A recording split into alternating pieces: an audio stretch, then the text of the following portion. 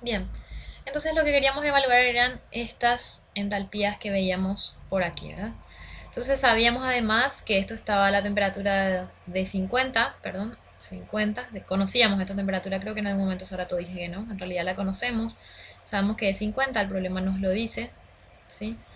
50, bien, y que está a la presión de 34,8. Entonces, si pensamos en un diagrama de este tipo, ¿sí? Este diagrama de equilibrio líquido-vapor de una mezcla binaria, benceno-tolueno, se recordarán de las clases de físico-química, vemos una cosa así, suponiendo que no tenga azeótropo, y tenemos que por arriba de esta línea, ¿sí? Vapor sobrecalentado, una mezcla de vapor sobrecalentado. Por abajo de esta otra, una mezcla de líquido subenfriado y aquí sobre la línea líquido saturado, vapor saturado. Entonces, la temperatura a la cual esto está es de 50. Conocemos la composición del vapor, ¿sí? Aquí leíamos la composición del vapor y conocemos la composición del líquido. Necesitamos conocer la entalpía, en este caso, vamos a evaluar la entalpía H1. Lo que hacemos entonces es ir desde el estado de referencia, H1 era para el benceno, hasta las condiciones en las cuales queremos evaluar esa entalpía, ¿verdad? Entonces tenemos, vamos a llevar del benceno líquido a su estado de referencia, que era 10 grados centígrados y una atmósfera, ¿sí? Lo vamos a llevar, queremos evaluar esta entalpía, que sería la del benceno líquido, a 50 grados centígrados y la presión de 34,8 milímetros de mercurio, muchísimo más baja que los 760 que teníamos al principio, ¿verdad? Esto es lo que queremos. Si nosotros evaluamos el delta H acá, ¿sí? Le voy a llamar delta H1 a esto, o delta H, como quieran, delta H1. Si evaluamos ese delta H1, este delta H1 es lo mismo que decir que es H1, ¿sí? Que es la entalpía en este estado, que es la que queremos evaluar, H1 menos la entalpía inicial, que en este caso vale 0, porque es la del estado de referencia, H1 menos 0. Luego, si conseguimos evaluar delta H1, conocemos H1 y podemos tenerlo al valor aquí y usarlo en la ecuación que ya habíamos visto, ¿cierto? Es decir, necesitamos calcular entonces este cambio de estado. Como la entalpía es una función de estado, no importa el camino que adoptemos, nosotros podemos hacer lo siguiente. Fíjense que nosotros nunca vamos a conseguir ni una tabla que me dé esta variación, no existe. Entonces lo que vamos a hacer es, lo que se hace es agarrar y ver qué datos se disponen en las tablas. Y en las tablas siempre se dispone de CP de líquido, CP de vapor, eso siempre tenés. Y tenés la temperatura de ebullición normal, es decir, a la presión de una atmósfera, la presión atmosférica, y tenés el delta H de vaporización normal, es decir, cuando está ebulliendo a presión atmosférica.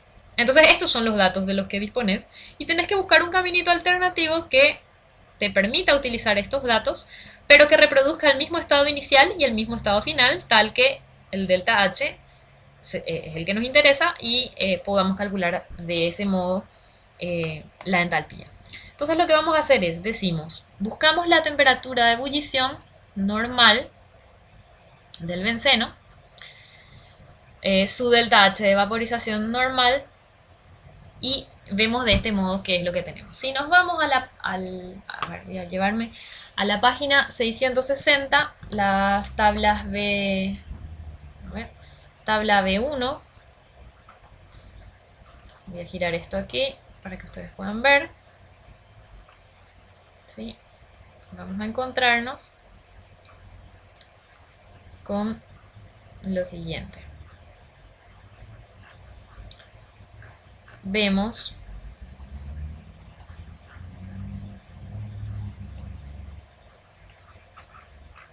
perdón, se está poniendo lento, tengo mucha cosa abierta que no se ve, que son cuestiones de cálculos de otros proyectos en los que estoy y por eso se está un poco lenta, está corriendo ciertos modelos y se pone lenta, perdón, la computadora.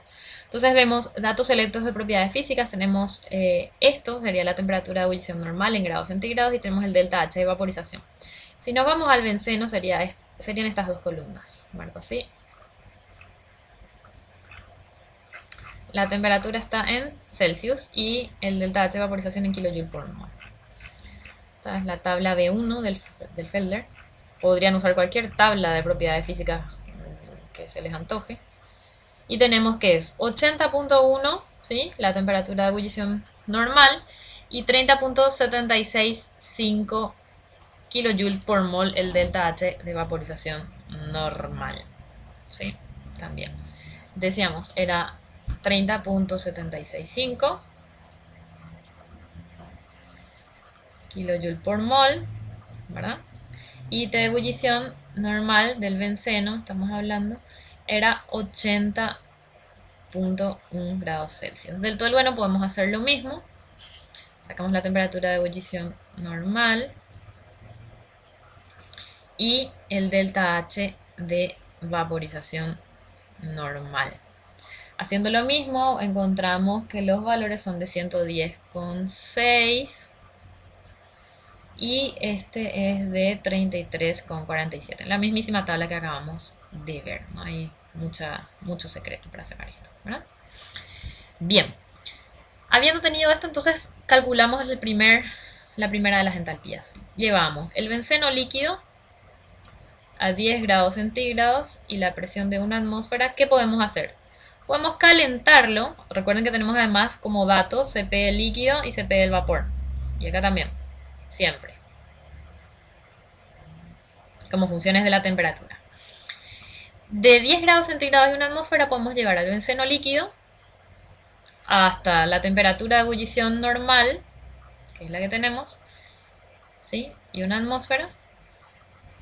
Y tenemos un primer delta H, un delta H1, distinto al anterior, ¿verdad? Luego, aquí podemos llevar benceno, pasar al benceno vapor a 80 grados centígrados, 80.1 grados centígrados, y una atmósfera. ¿Esto qué es? Vaporicé a presión normal, ¿sí? Entonces, delta H de vaporización normal. ¿Qué es dato? Luego, ¿qué puedo hacer? Esto tendría que llevarlo hasta 50, ¿verdad? Benceno a 50 grados centígrados y una atmósfera. Este benceno es vapor, ¿verdad? Tengo un delta H2 acá. ¿Qué hago luego? Ya el estado final, que vendría a ser benceno a 50 grados centígrados. Yo estoy calculando que ya, el del vapor estoy calculando, perdón. Hasta acá, estoy calculando ya el del vapor, no es H1, ya estoy calculando acá, el H3, el más largo, para que después sea más sencillo. Empezamos con el más largo, H3, ¿no? H1, perdón, a 80.1, luego a 50.1 vapor, y yo después tendría que llevar desde 50 vapor hasta la presión que era de 30 y no sé cuánto, a ver, de 34.8, ¿verdad? 34.8 milímetros de mercurio. Aquí, esto está siendo fácil de calcular. Esto es CP delta T nada más, ¿verdad? Integral de CP delta T, este primero, del líquido, no hay ningún problema. Este es dato. Este es lo mismo, CP delta T, pero con el vapor. Pero aquí tengo un cambio de presión, ¿sí? Necesitaría calcular cómo varía, qué cambio en la presión tiene. Para esto necesitaría tablas reales, ¿sí? No podría hacer con la integral de nada ni sacar esto. Entonces, esto en realidad, este delta H3, yo podría despreciar debido a que puedo considerar a que en estas condiciones en que está ocurriendo este cambio, este vapor puede comportarse como un vapor ideal, por lo cual un cambio en la presión aquí de una atmósfera o de 760 milímetros de mercurio a 34.8 en realidad no va a tener un cambio en la entalpía debido a que se trata de un gas ideal. Entonces, porque de otro modo no podría, necesitaría tablas reales. Y en realidad esta estimación de decir que es un gas ideal tiene mucha aproximación debido a que realmente las temperaturas a las que se encuentra y a las presiones en que se encuentra este gas podría asumirse sin ningún tipo de inconveniente. De hecho, no tengo otra forma de calcularlo. Entonces, esta H3, ¿a qué sería igual?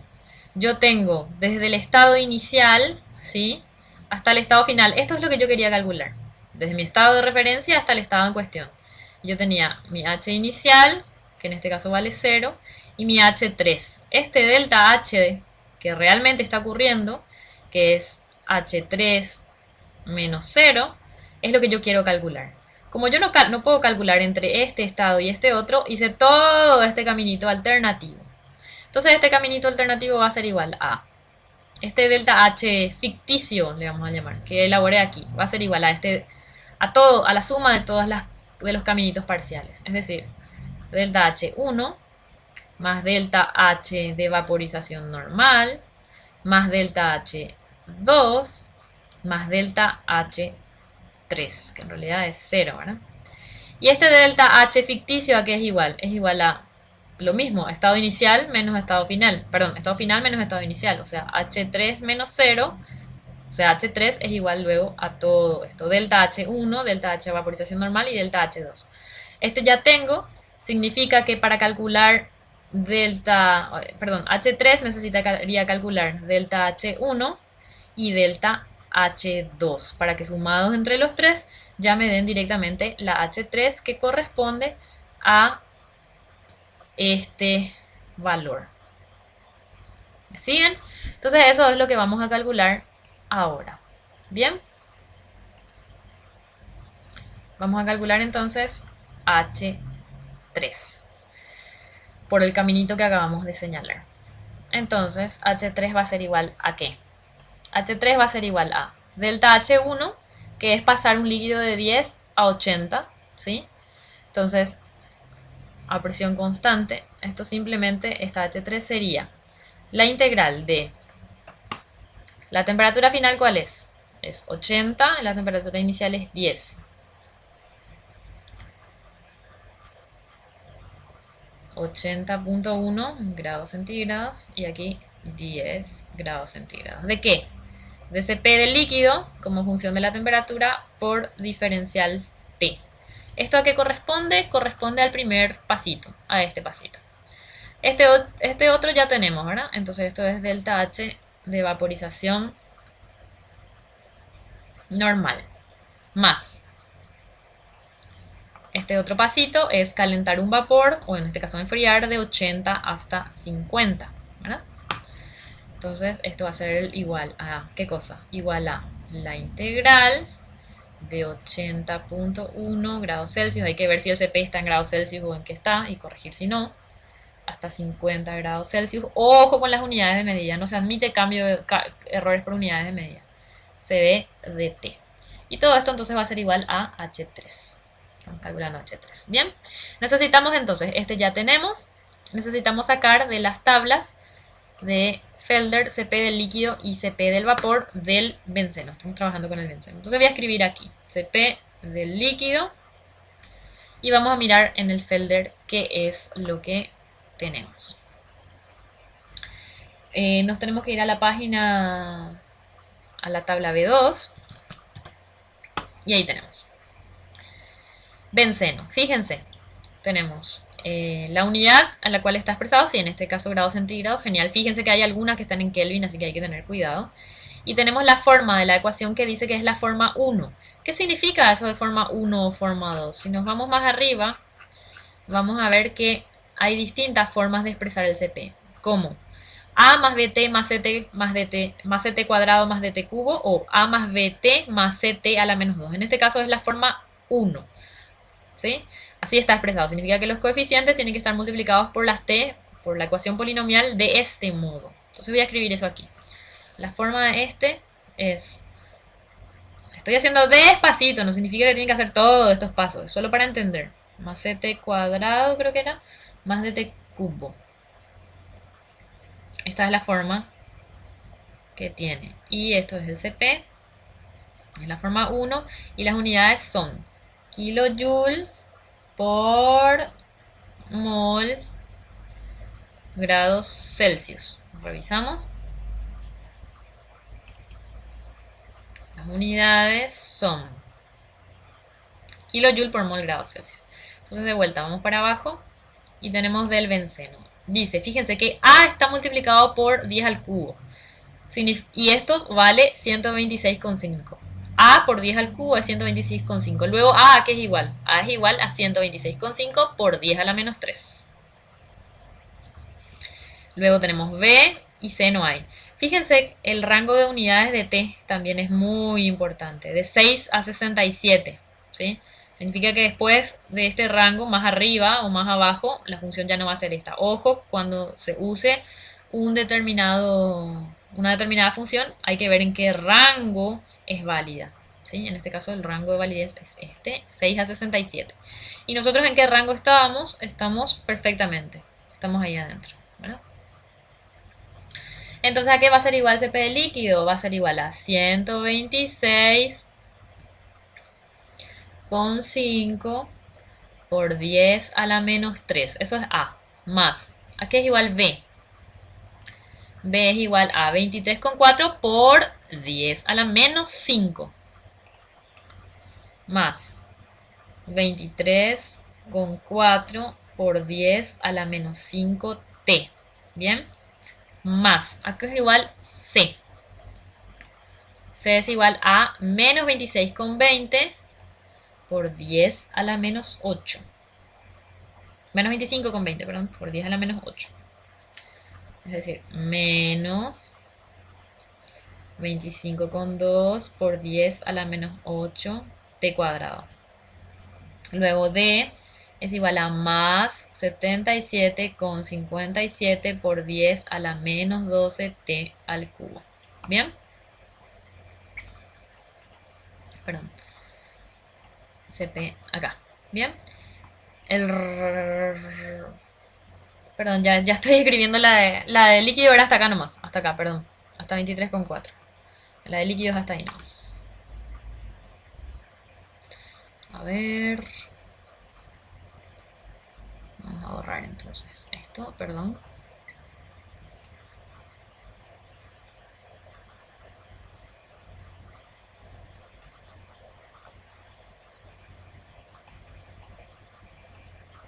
Bien, hasta ahí.